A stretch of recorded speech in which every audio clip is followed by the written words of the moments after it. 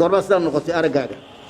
أرجع 5 سنة ما جرى حنون صغير 5 سنة يا حنون صتي عارف كل واحد نبرك إنك قاعد ما جرى ما أقول ما أنا هاي مش ما هذا هي جرانتي وعوي waxa ku dhacay isha muraayadda caad fuulay dhaqaatiirta cisbitaalka Al-Ihsaan oo kamid ah xarumaha caafimaadka indhaha oo xusaya maalinta aragga dunida ee 8 Oktoobar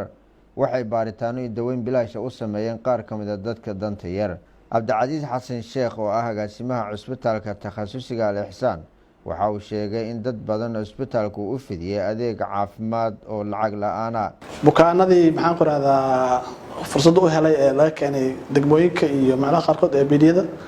bukaanadaas oo tiradooda ahaayeen ilaa iyo 122 qofood hawsha saaka la bilaabay ilaa hadda warbixinta aan helnay waxa waaye 122 qofood 8 qofood oo kamid ah inay noqdeen qataraat oo jaa la helay inay qadad qaliin ah insha Allah fursadaas u helay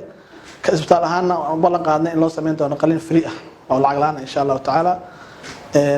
dadka 122 qofood marka laga reebo 8 qofood waxaan aad u xunnahay dad qaarkood inay noqdeen dad aan wax laga qaban karin toddobaadka ugu horeeya bisha Oktoobar sanad kasta waxaa dunida laga sameeyaa olole wacyigelineed oo ku saabsan daryeelka indhaha Dr. Cabdisamed Xasan Maxamed oo ah madaxa caafimaadka isbitaalka takhasusiga Al-Ihsaan ayaa ka hadlaya ahmiyadda maalintaasi ay leedahay maanta waa maalin muhiim bay noo tahay maalin bahda weynta caafimaadka qaasatan indhaha ah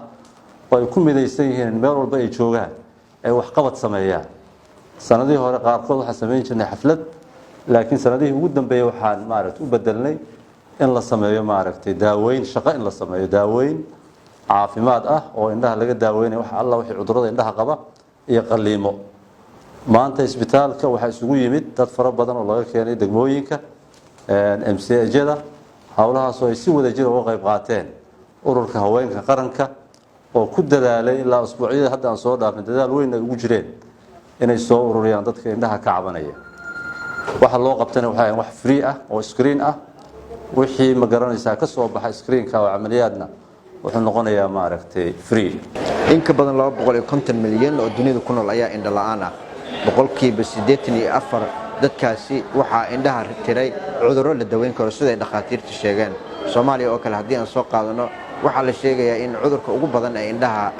dadka ka rida uu yahay kan indhaha biyaha galiya oo ay sheegeen in loo baahan yahay inay dadka baaritaano joogto ah sameeyaan gaar ahaan markay da'doodu 40 ka dhafto glucoma xanuun ma laha qofka xuma dareemayo indhihiisu zanbay noqonayaan taas aan noogu daran xanuun ma laha qofka aragiisu waa baaba'aya hareeruhu ka yaraanaya kaana waa cudurka ugu xun hadda nagu hayo iyo cudurradan hadda qaraxyada dhaca iyo troomada iyo isha nabarka gaara iyo cudurro kale oo diabeteska iyo hypertensive iyo ayagana arag la'aan keena iyo waxyaabaha ugu daran oo aan xoogaa xalin lahayn waxa kamid ah in ilmuhu intay yar yihiin aragu ay iska baaraan cunugu hadduu weynaado oo aragga aan laga baarin aragiisuna uu yaryahay wax laga ma qaban karo hadhow si kasta qaliin wax lagu sameyn karo arag yari uu ka caajisayaa ilmihii yararka ah horumarka wadanka wax ku soo kordhin lahaa oo mustaqbalka noqon lahaa hogaamin haddaan hore loo sixin aragooda aragu ay ka caajisaan waxba ma baranayaan annaga marka dhibaatay nagu tahay isbitaalka takhasusiga Al-Ihsaan iyo macadka tababarada cilmi baarista ayaa iska kaashaday daryeelkan maanta ay fidiyeen dhaqaatiirta 2000 ayay ahayd markii ugu horeysay oo la hindisay xuska maalinta caalamiga ah ee 8 Oktoobar oo ah maalinta caalamiga ah ee aragga Cali Cabdiraxmaan aadan warbaahinta qaranka Muqdisho